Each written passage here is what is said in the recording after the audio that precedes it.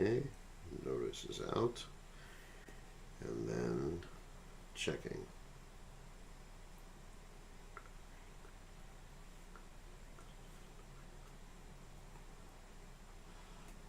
Yeah, we are live.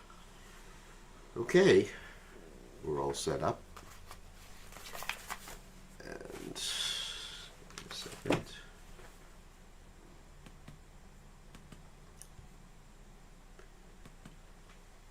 Alrighty. Let me get the guitar.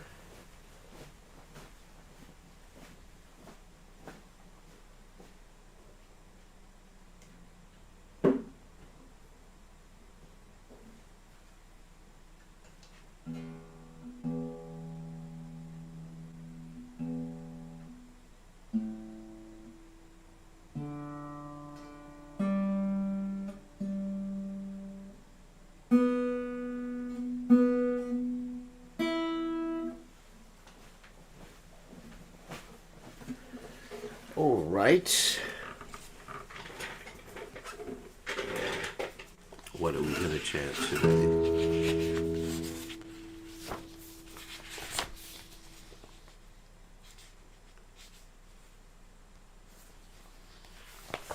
Okay.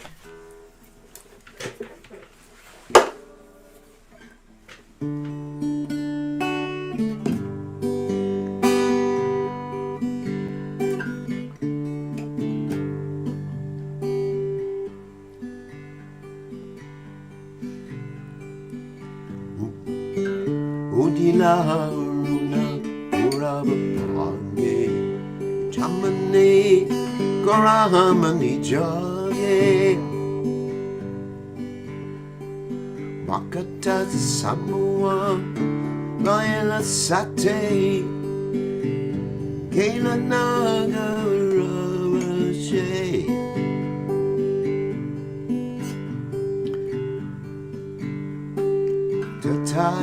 Tatai Majalakon Ganna Taki Chanjiro Prima Dala Sanaranga Jarane Nubura Bashe Mukuna Mulina Bolore Matana Bore Micheni Navache Gailorati Shivasa Sharira Sajay Imanatula Bamana Bajayo Ayaki Goro Bhavana Keo Ebina Bajale Yashoda Sutta Jarume Bori Bela She Udita Tapana Oye Hasta Dina Gela Boli Oi baby asta Tabe keno baby Alatsa oi Nabajare doya Shay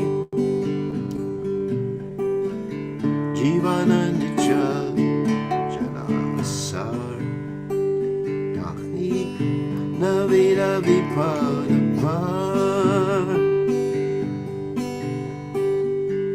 Namashaya Kori Yatana to me Takala Banaga Kaje Jivera Kalyana Sadana Kam Jakate Ase Madhuranam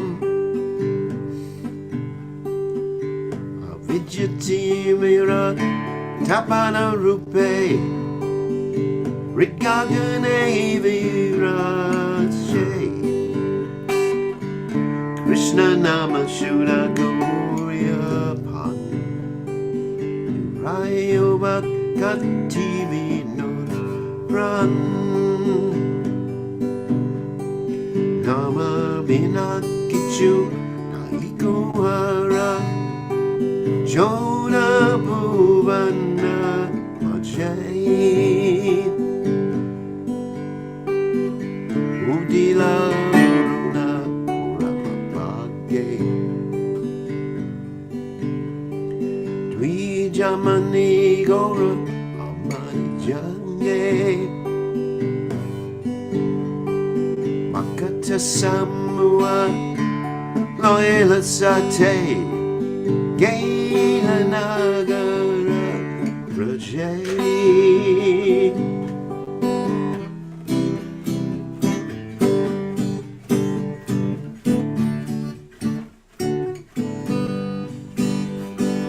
Prabhupada Prabhupada Prabhupada Prabhupada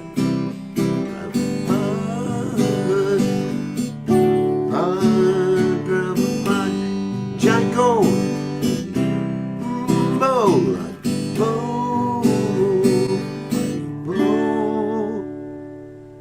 Haribo Jai Om Vishnupad Paramahamsa Parvatikarya Suteta Satashi Shimad His Divine Grace Abhaya Charanada Bhaktivedanta Goswami Srila Prabhupada Ki Jai ISKCON Founder Acharya Srila Prabhupada Ki Jai Anantakoti Vaishnav Vrinda Ki Jai Namacharya Srila Haridas Thakur Ki Jai Param Se Kaho Shri Krishna Chaitanya Prabhu Nityananda Shidwaita Gadadha Shivas Gaur Bhaktivinoda Ki Jai Shri Shri Radhakrishna Gopi Gopinath Sai Mukunda Radhakunda Giri Govardhan Ki Jai Vrindavanam Ki Jai Mathuranam Ki Jai Jagannath Swami Ki Jai Yamunamai Ki Jai Shrimati Tulasi Devi Ki Jai Samaveda Bhakta Vrinda Ki Jai Gaur Premananda Hari Hari Bol. All glory is to the assembled devotees. All glory is to the assembled devotees. All glory is to the assembled devotees. All glory is to Shri Guru and Gauranga Srila Prabhupada Ki Jai Nama Om Vishnu Padaya Krishna Prastaya Bhutale Srimati Bhaktivedanta Swaminiti Namani Namaste Saraswati Devi Gauravani Pracharani Nivashesha Shunyavadi Paschacha Deja Tarani. So I'm going to read the translation by this wonderful poem written by Srila Bhaktivinoda Thakur.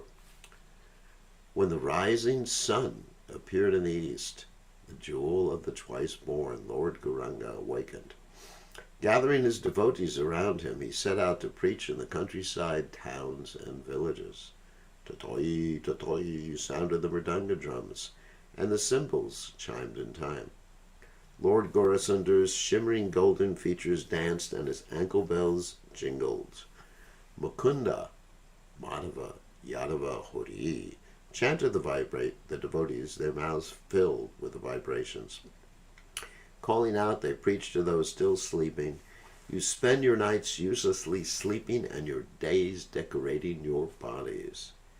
Although you have achieved a rare human birth, you do not care for this precious gift. Instead, you refrain from serving the darling of Yashoda and slowly fall through your last moments to death.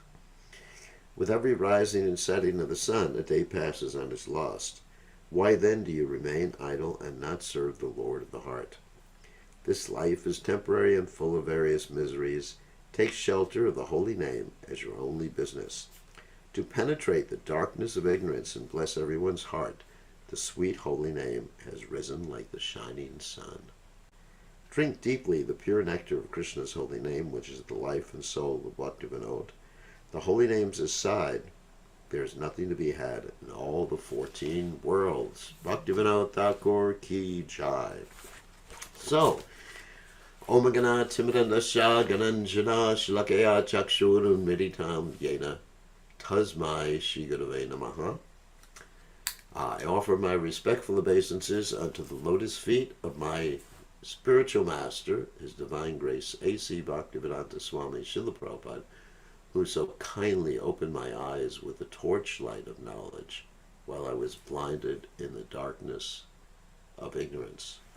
So, now we are going to continue with our study of the Rasa Leela in Srila Prabhupada's Krishna book. So, let us share the screen. Hold on one second.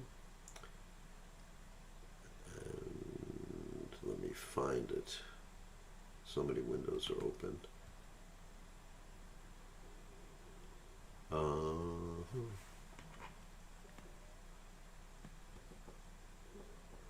Okay. Here it is.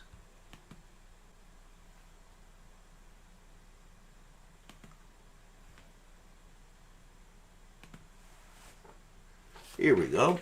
Let's just get set up here.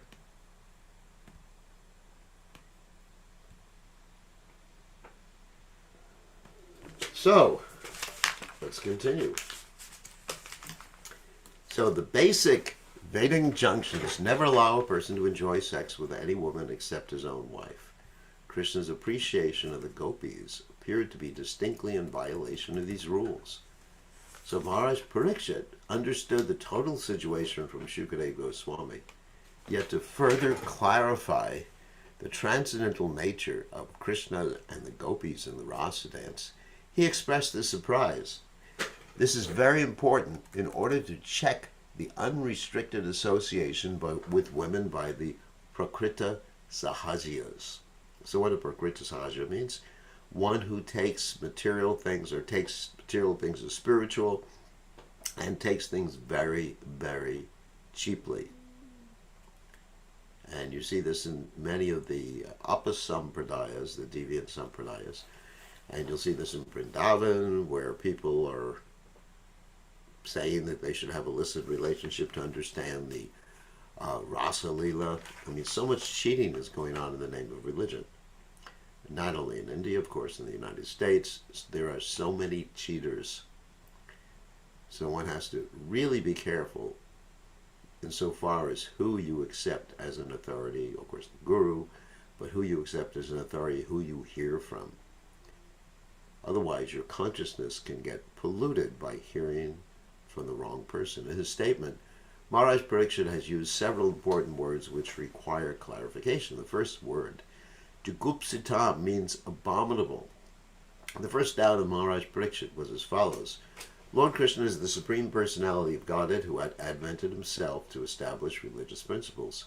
Why then did he mix with others' wives in the dead of night and enjoy dancing, embracing, and kissing? According to the Vedic injunctions, this is not allowed. Also, when the gopis first came to him, he gave instructions to them to return to their homes. To call young girls or others' wives and enjoy dancing with them is certainly abominable.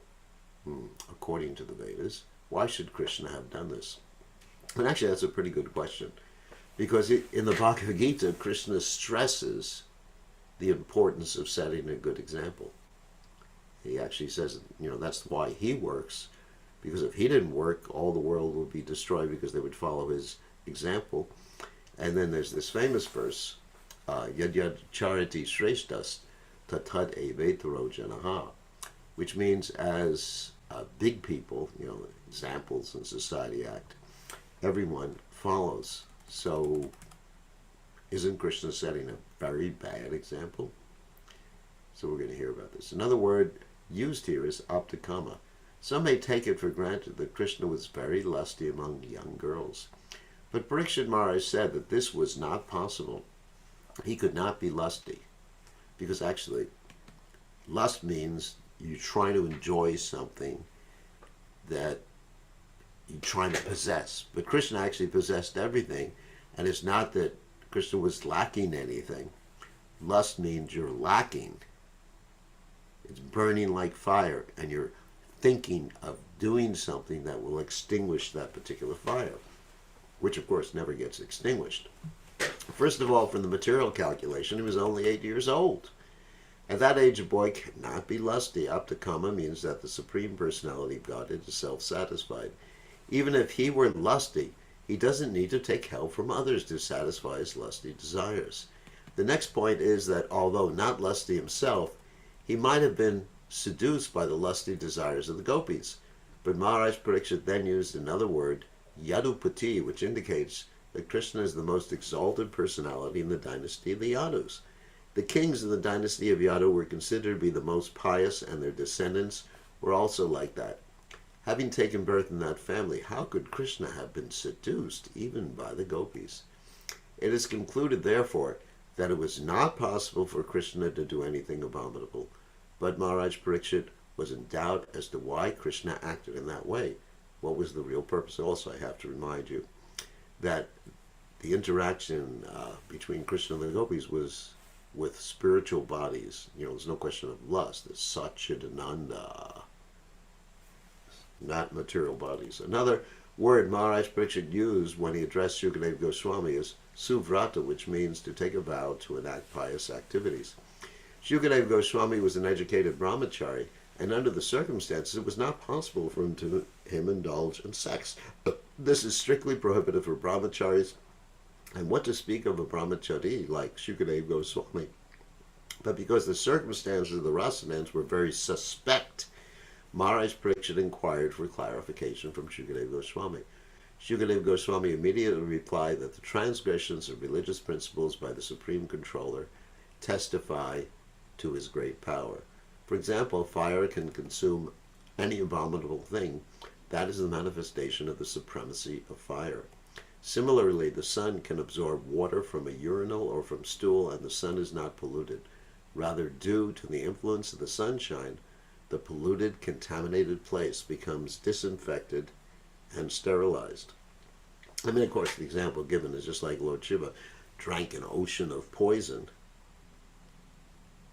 and he didn't die. Obviously, he's not going to die. So, because he's a controller, he can purify or even tolerate the poison. And so the Supreme Personality of Godhead can do something that we cannot do. Of course, when he's doing it, again, it's spiritual bodies, interaction on the spiritual plane, it's pure love, there's no lust there. One may also argue, so let me just say it, mention another thing. So one may say that he's setting a bad example. Well, he's setting an example of what it means to be God. That's the point. And when Krishna left Vrindavan, then he actually set even good examples as far as human behavior is concerned. But in Vrindavan, Krishna actually showed his complete transcendental nature. One may argue also that since Krishna is the supreme authority, his activities should be followed.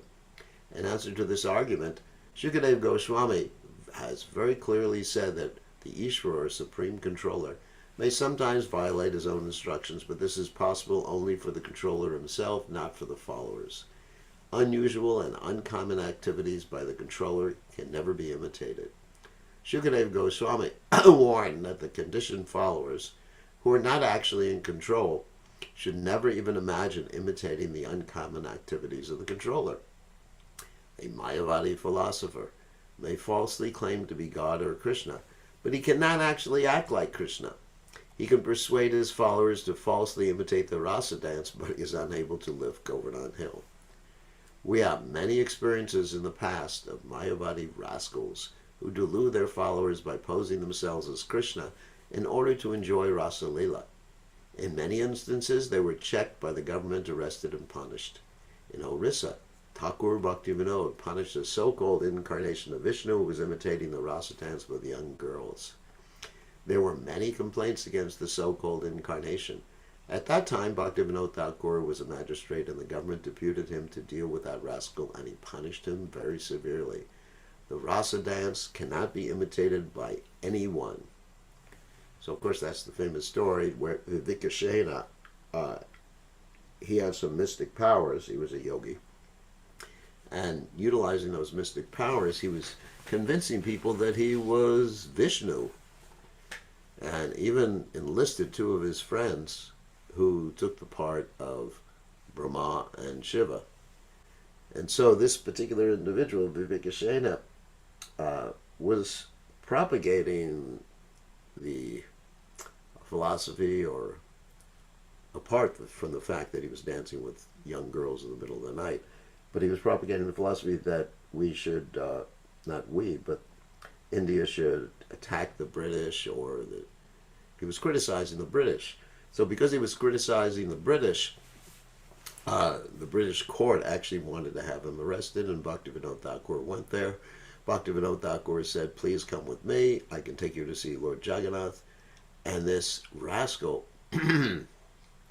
stated that, who's this Lord Jagannath? He's just a piece of wood. And Bhaktivinoda Thakur got so angry at that point, he grabbed the rascal and he took him to the court. And during the whole hearing, which lasted several days, the rascal basically tried to make Bhaktivinoda Thakur sick, make Bhaktivinoda Thakur's daughter sick.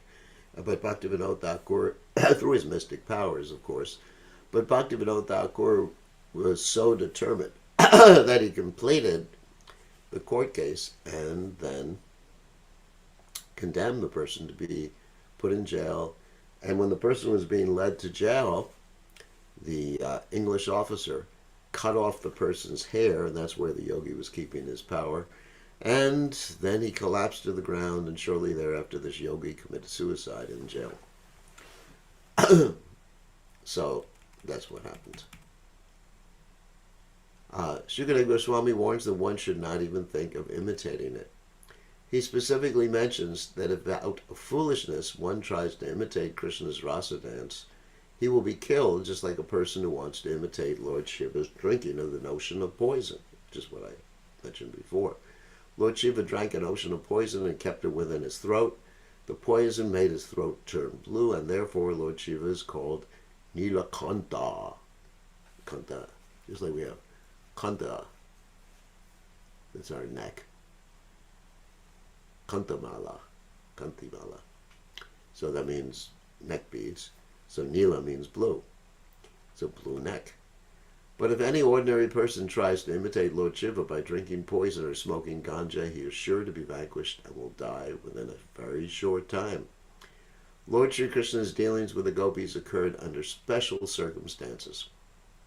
Most of the gopis in their previous lives were great sages, expert in the study of the Vedas, and when Lord Krishna appeared as Lord Ramchandra, they wanted to enjoy with him.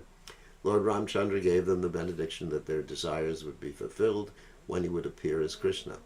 Actually, that was stated in the previous chapter too. Therefore, the desire of the gopis to enjoy the appearance of Lord Krishna was long cherished. So they approached goddess Katyayani to have Krishna their husband.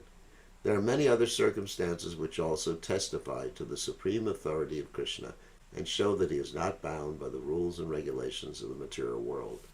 In special cases, he acts as he likes to favor his devotees. This is possible only for him because he is the supreme controller. People in general should follow the instructions of Lord Krishna as given in Bhagavad Gita and should not even imagine imitating Lord Krishna in the Rasa dance. Krishna's lifting of Govardhan Hill and his killing of great demons like Putana are all obviously extraordinary activities. Similarly, the Rasa dance is also an uncommon activity and cannot be imitated by any ordinary man. An ordinary person engaged in his occupational duty like Arjuna should execute his duty for the satisfaction of Krishna. That is within his power. Arjuna was a fighter, and Krishna wanted him to fight for his satisfaction. Arjuna agreed, although at first he was not willing to fight. Duties are required for ordinary persons. They should not jump up and try to imitate Krishna, indulge in Rasa Leela, and thus bring about their ruin. One should know with certainty that Krishna had no personal interest in whatever he did for the benediction of the gopis. As stated in the Bhagavad Gita, Namam Karmani Nimpanti. That's from Bhagavad Gita 4:14. Krishna never enjoys or suffers the results of his activities. Obviously, he has no karma.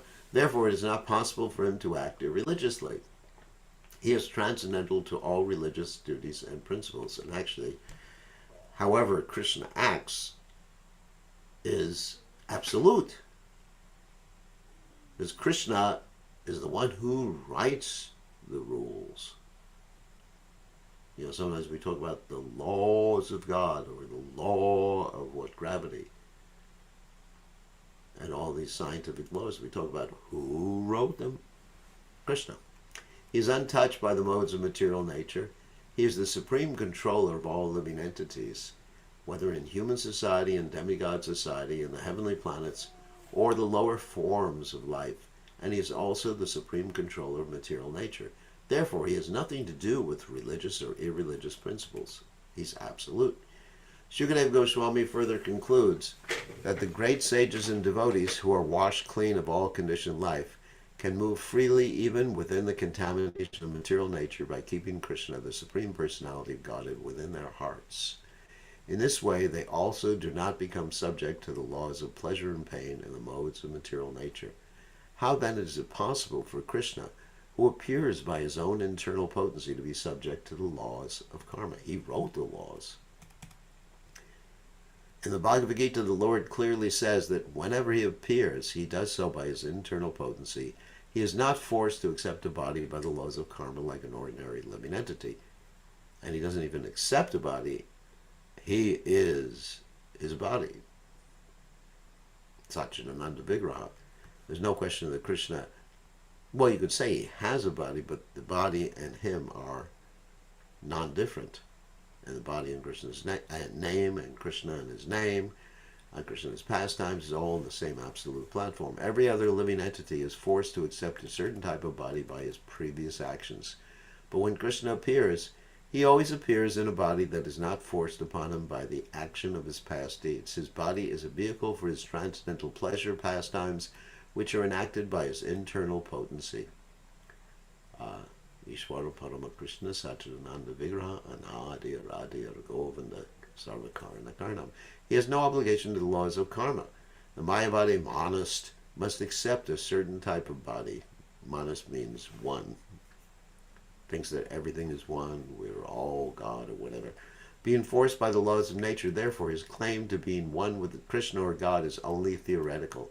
Such persons who claim to be equal with Krishna and indulge in Rasa Leela create a dangerous situation of the people in general. Krishna, the Supreme Personality of Godhead, was already present as the super soul within the bodies of the gopis and their husbands. He is the guide of all living entities, as is confirmed in the Kathopanishad. Nitya Nityanam Chaitanas Chaitananam. And there's also Eko Bahunam Yovidadati Kama. In other words, Krishna is the supreme eternal amongst all the eternals, and we're plural eternals, and Krishna is maintaining, the supreme eternal is maintaining all the plural eternals.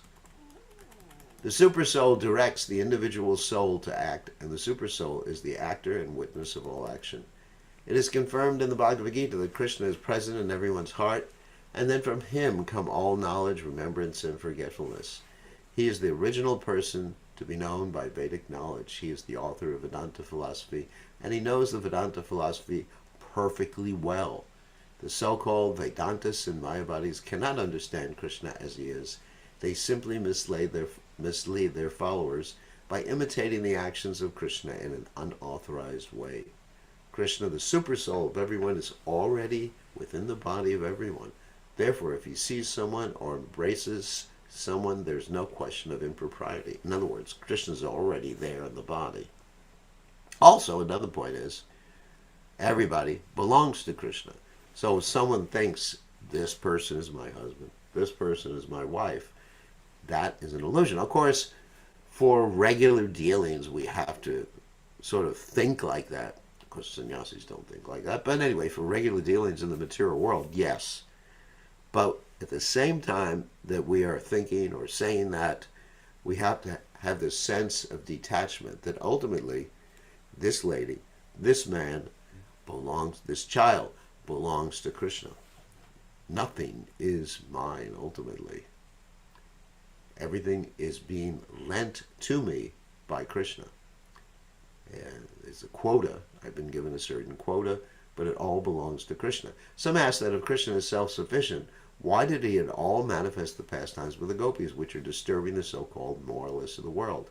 The answer is that such activities show special mercy to the fallen conditioned souls. The gopis are expansions of his internal energy, but because Krishna wanted to exhibit the Rasa Leela, they appeared as ordinary human beings. In the material world, pleasure is ultimately manifested in the sex attraction between man and woman. The man lives simply to be attracted by women, and the woman lives simply to be attracted by men. That is the basic principle of material life. As soon as these attractions are combined, people become more and more implicated in material existence. In order to show them special favor, Krishna exhibited this rasa dance. It is just to captivate the conditioned souls. Since they are very much attracted by sex, they can enjoy the same life with Krishna and thus become liberated from the material condition. In other words, Krishna does his rasa dance in the spiritual world. However, one of the reasons he does it in this material world, in addition to other reasons, is so that we will be attracted to Krishna interacting with the gopis in such a way, and we will understand the Siddhanta, the Tattva, and in this way we will be able to give up our own lusty relationships. And of course there's other reasons too that Krishna does it in the material world, because there's devotees who are just coming to the stage of Krishna Prema. As we've mentioned before, and Prabhupada mentions, that when a pure devotee or someone becomes pure in this lifetime, instead of going directly back to home, back to Godhead, back to the Goloka Vrindavan planet in the spiritual world, they will take birth where Krishna's pastimes are taking place. So this is another reason why Krishna enacts this particular pastime in this world. In the second canto, Srimad Bhagavatam, Maharaj Parikshit also explains that the pastimes and activities of Lord Krishna are medicine for the conditioned souls. If they simply hear about Krishna, they become relieved of the material disease. They are addicted to material enjoyment and are accustomed to reading sex literature, but by hearing these transcendental pastimes of Krishna with the gopis, they will be relieved of material contamination. How people should hear, and from whom, is also explained by Shukadeva Goswami. The difficulty is that the whole world is full of Mayavadis, some of whom become professional reciters of Srimad Bhagavatam. And those who hear from such persons without knowing the effect of Mayavad philosophy become confused. Discussion of the Rasa Leela among people in general is discouraged because they are affected by the Mayavad philosophy. But if one who is advanced explains and people hear from him, certainly the hearts, the hearers, will gradually be elevated to the position of Krishna consciousness and liberated from materially contaminated life. So if you actually hear about Krishna's Rasa Leela from a materialistic person or a Mayavadi or whatever, it can actually cause the lust to increase. Because you will project your mundane feelings, conception, experiences upon these particular pastimes of Krishna, and thinking you're understanding them, but actually what you're doing is just delving further into your own physiological, psychological, material morass. How about that one? That's a pretty good expression. Another important point is that none of the gopis who danced with Krishna were in their material bodies, which is what I just said. They danced with Krishna in their spiritual bodies. All their husbands thought that their wives were sleeping by their sides. The so-called husbands of the gopis were already enamored with the influence of the external energy of Krishna, so by dint of this very energy, they could not understand that their wives had gone to dance with Krishna. What then is the basis of accusing Krishna of dancing with others' wives? The bodies of the gopis, which were their husbands, were lying in bed, but the spiritual parts and parcels of Krishna were dancing with him. Krishna is the supreme person, the whole spirit, and he danced with the spiritual bodies of the gopis. There is therefore no reason to accuse Krishna in any way. After the rasa dance was over, the night, a night of Rama, a very long period, as mentioned in the Bhagavad Gita, turned into the Brahma Muhurta. The Brahma Muhurta, now Brahma Muhurta is very important. We talked about this, and Prabhupada talked about it quite often, how one should rise before the Brahma Muhurta. The Brahma Muhurta, and then perform spiritual activities during the Brahma Muhurta. time. The Brahma Muhurta takes place about 1.5 hours before sunrise. That's generally why Prabhupada said you should rise by 4 in the morning. It is recommended that one should rise from bed at that time, and after finishing daily ablutions, that means taking a bath, take the spiritual activities by performing Mangala Arati and chanting the Hare Krishna mantra. This period is very convenient for the execution of spiritual activities. When that auspicious moment arrived, Krishna asked the gopis to leave. Although his beloveds were not willing to quit his company, they were very obedient to him. As soon as Krishna asked them to go home, they immediately left and returned home. So during the Brahma Muhurta. Shukadeva Goswami concludes that this episode of the Rasa Leela by pointing out that if a person hears from the right source about the pastimes of Krishna, who is Vishnu himself, and the gopis, who are expansions of his energy, then he will be relieved of the most dangerous type of disease, namely lust. In other words, one who actually hears the Rasa Leela will become completely freed from the lusty desire of sex life and elevated to the highest level of spiritual understanding. Generally, because they hear the Rasa Leela from Mayavadis and they themselves are Mayavadis, people become more and more implicated in sex life.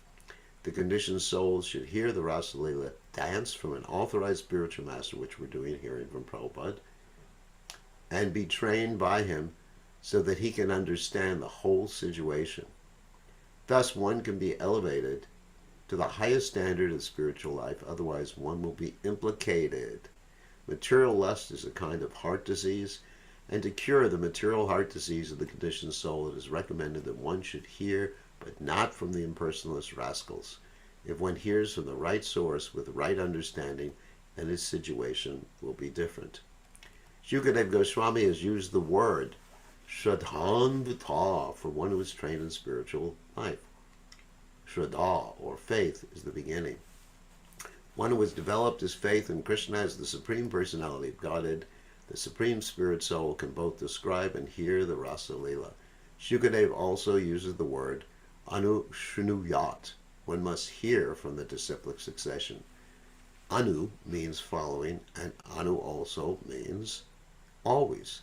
So one must always follow the disciplic succession and not hear from any stray professional reciter, whether a Mayavadi or an ordinary man. Anushrunuyat means that one must hear from an authorized person who is in the disciplic succession and is always engaged in Krishna consciousness. When a person hears the Rasa Leela in this way, the effect will be sure. He will be elevated to the highest position of spiritual life. Shukadeva Goswami uses two specific words, bhaktim and param. Bhaktim param means execution of devotional service above the neophyte stage. That means param means basically transcendental or highest. And bhakti, of course, means love of Krishna. Those who are simply attracted to temple worship but do not know the philosophy of bhakti are in the neophyte stage. And of course, we've described this before when reading the Nectar of Devotion and Nectar of Instruction, that the neophyte stage means Kanishta-adhikari, one who actually worships Krishna in the deity form but doesn't see Krishna in everyone's heart. And that person's faith is very, very weak. That sort of bhakti is not the perfectional stage. The perfectional stage of bhakti or devotional service is completely free from material contamination. The most dangerous aspect of contamination is lust or sex life. Bhaktim param, devotional service, is so potent that the more one advances in this line, the more he loses his attraction for material life. One who is actually deriving benefit from hearing the Rasa Leela dance surely achieves the transcendental position. He surely loses all trace of lust in his heart. So if you hear this nicely, all the lust in your heart will dissipate. Srila Vishwanath Chakravarti Thakur points out that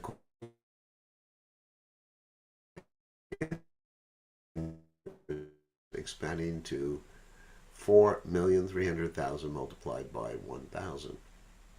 What was that? The 4,300,000,000. According to Vishwanath Chakravarti Thakur, the Rasa dance was performed during the long period of Brahma's night, but the gopis could not understand that. In order to fulfill their desire, Krishna extended the night to cover such a great period of time. One may ask how this is possible. And Vishwanath Chakravarti Thakur reminds us that Krishna, although bound with a small rope, could show his mother the whole universe within his mouth. In other words, Krishna says, time I am. So Krishna could expand time, Krishna could contract time. How is this possible? The answer is they can do anything for the pleasure of his devotees. Similarly, because the gopis wanted to enjoy Krishna, they were given the opportunity to associate with him for a long period. This was done according to his promise. When Krishna stole the garments of the gopis while they were taking a bath at Chiragata on the Yamuna, he promised to fulfill their desires on future night. In one night, therefore, they enjoyed the company of Krishna as their beloved husband, but that night was not an ordinary night. It was a night of Brahma lasting millions and millions of years, actually billions of years. Everything is possible for Krishna, for he is the supreme controller. Thus ends the Bhaktivedanta purport of the 33rd chapter of Krishna, description of the Rasa dance. Also, because the gopis were just like absorbed in Krishna and experiencing ecstasy, Lord Brahma's night felt like was just a moment. It's interesting. When the gopis or with Krishna's devotees or with Krishna, then long periods of time appear to be very short. And when the devotees are separated from Krishna, as we know from Lord Chaitanya Mahaprabhu's Shikshashtika prayers, then a short period of time, Yugayitam Nimishena Chakshusha Pravashayitam Shunyayitam Jagat Sarvam Govinda Vidahename, then even a very short period of time appears to be like a whole yuga cycle. Or even the gopis talk about how they're very disturbed because they're blinking their eyes and they don't see Krishna for an instant, and therefore they start to criticize Lord Brahma for creating these eyes and actually think they'd love to have eyes like fish, because the fish don't have eyelids. The fish keep their eyes open all the time, at least some type of fish. Okay, so that's the end of the Rasa dance, and I think we can start with chapter 34, if we have time. So we did 33b, second part of 33, and now we're starting with 34. We got 7 more minutes. Vidyadhara liberated and the demon Shankachuta killed. Once upon a time, the coward men of Vrindavan, headed by Nanda Maharaj, desired to go to Ambikavana to observe the Shiva Ratri ceremony. The Rasa Leela was performed during the autumn, and after that the next big ceremony is Holi, or the Dola Yatra ceremony. Between the Dola Yatra ceremony and the Rasa Leela ceremony, there's an important ceremony called Shiva Ratri, which is especially, usually it's February, which is especially observed by the Shaivites, or devotees of Lord Shiva. Sometimes the devotees also observe this ceremony because they accept Lord Shiva as the foremost Vaishnava. But the function of Shiva Ratri is not observed very regularly by the bhaktas or devotees of Krishna. Under the circumstances, Srimad Bhagavatam states that Nanda Maharaj and the other coward men once upon a time desired. This means they were not regularly observing the Shiva Ratri function, but that once upon a time they wanted to go to Ambikavana out of curiosity. Vana, of course, means forest. Ambikavana is somewhere in the Gujarat province, and it is said to be situated on the river Saraswati. Yet we do not find any Saraswati river in Gujarat province, although there is a river named Sabaramati. In India, all the big places of pilgrimage are situated on nice rivers like the Ganges, Yamuna, Saraswati, Narmada, Godavari, and Kaveri. Ambikavana was situated on the bank of the Saraswati, and Nanda Maharaj and all the other cowherd men went there. They very devotedly began to worship the deity of Lord Shiva and Ambika, that's Durga, of course. It is the general practice that wherever there is a temple of Lord Shiva, there must be another temple of Ambika, or Durga, because Ambika is the wife of Lord Shiva and is the most exalted of chaste women. She doesn't live outside the association of her husband. After reaching Ambikavana, the cowherd men of Vrindavan first bathe themselves in the river Saraswati. If one goes to any place of pilgrimage, his first duty is to take a bath and sometimes to shave his head. That is the first business. After taking a bath, they worship the deities and then distributed charity in the holy places. According to the Vedic system, charity is given to the Brahmanas. As stated in the Vedic Shastras, that only the brahmanas and sannyasis can accept charity. The cowherd men from Vrindavan gave the brahmanas cows decorated with golden ornaments and beautiful garlands. The brahmanas are given charity because they are not engaged in any business profession. They are supposed to be engaged in brahminical occupations as described in the Bhagavad Gita, namely, they must be very learned and must perform austerity and penances. Not only must they themselves be learned, but they must also teach others. Brahmanas are not meant to be brahmanas alone, they should create other brahmanas also. If a man is found who agrees to become a brahmana's disciple, he is also given the chance to become a brahmana. The brahmana is always engaged in the worship of Lord Vishnu. Therefore, the brahmanas are eligible to accept all kinds of charity. But if the brahmanas receive excess charity, they are to distribute it for the service of Vishnu. In the Vedic scriptures, therefore, one is recommended to give charity to the brahmanas, and by so doing, one pleases Lord Vishnu and all the demigods. The pilgrims take a bath, worship the deity, and give charity. They are also recommended to fast one day. They should go to a place of pilgrimage and stay there at least for 3 days. The first day is spent fasting, and at night they can drink a little water because water does not break the fast. The cowherd men, headed by Nanda Maharaj, spent that night on the bank of the Saraswati. They fasted all day and drank a little water at night, but while they were taking rest, a great serpent from the nearby forest appeared before them and hungrily began to swallow up Nanda Maharaj. Nanda cried out helplessly, "My dear son, Krishna, please come and save me from this danger. This serpent is swallowing me." When Nanda Maharaj cried for help, all the cowherd men got up and saw what was happening.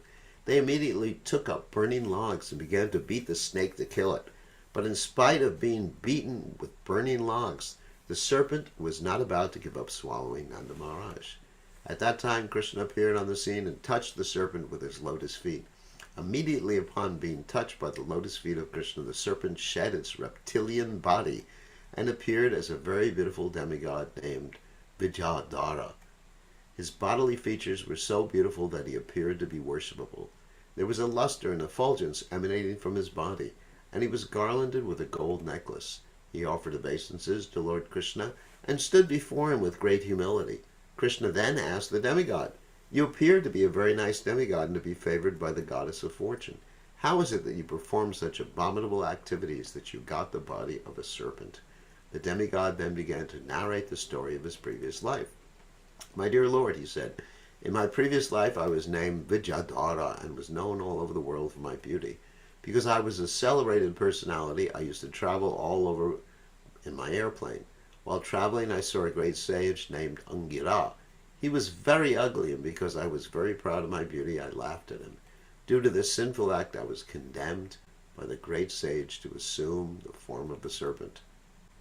One should note here that before being favored by Krishna, a person is always under the modes of material nature, however elevated he may be materially. Vidyadhara was a materially elevated demigod, and he was very beautiful. He also held a great material position and was able to travel all over by airplane. Yet he was condemned to become a serpent in his next life. Any materially elevated person can be condemned to an abominable species of life if he is not careful. It is a misconception that after reaching the human body, one is never degraded. Vidyadhara himself stated that even though he was a demigod, he was condemned to become a serpent. But because he was touched by the lotus feet of Krishna, he immediately came to Krishna consciousness.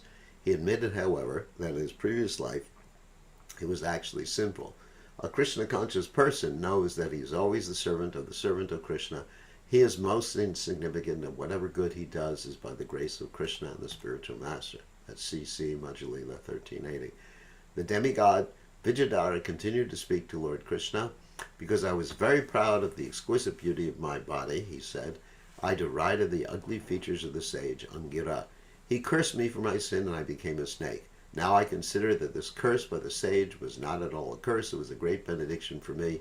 Had he not cursed me, I would not have assumed the body of a serpent and would not have been kicked by your lotus feet and thus freed from material contamination." In material existence, 4 things are very valuable: to be born in a decent family, to be very rich, to be very learned, and to be very beautiful. These are considered to be material assets. Unfortunately, without Krishna consciousness, these material assets sometimes become sources of sin and degradation.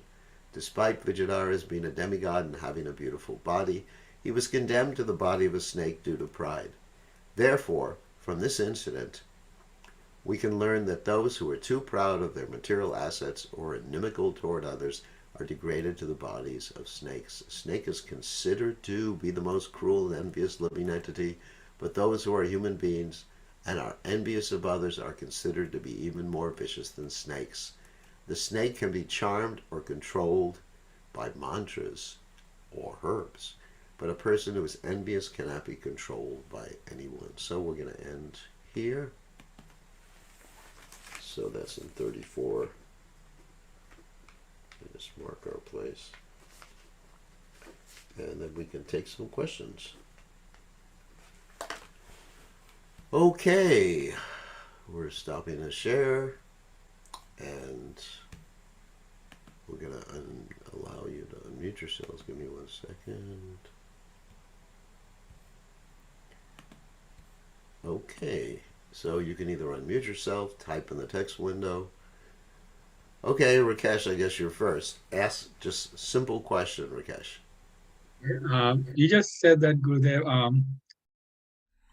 the gopis had transcendental bodies, but in the previous chapter we studied that gopis who were not allowed by their husband to go, they gave up their bodies, like material bodies. So how Yes, do yes, those were the sadhan siddha devotees, gopis. And so they gave up their material bodies and then joined Krishna in their spiritual bodies. and when the gopis went to see Krishna, the Krishna says your kids are at home, husbands are at home. Then if they are going in their spiritual body, why would he tell them those stuff? Because they were not aware, the gopis were not aware that their material bodies or the replicas of their transcendental bodies were at home. That's why they could go home and they didn't get in trouble later on. Okay? Yes, in Vrindavan, all the devotees are at Ragatmika devotees. Are what devotees? Ragatmika, like spontaneous love of Well, Godhead. the pure Pure devotees, yeah, they have their atma is raga. So Yeah, I'm just wondering, but the gopis' husband who were performing the ceremony, like the brahmanas, they cannot be pure devotees. They have to be at the sadhana bhakti devotee, like doing the rules and regulations. no, they were actually assisting Krishna in his pastimes. Anybody who's there with Krishna in his pastimes is a pure devotee. Especially anyone who's in the spiritual world. Just like it's described that Abhimanyu, or Radharani's so-called husband, was an expansion of Krishna. So serving Krishna in that particular capacity. Okay, so who else has a question?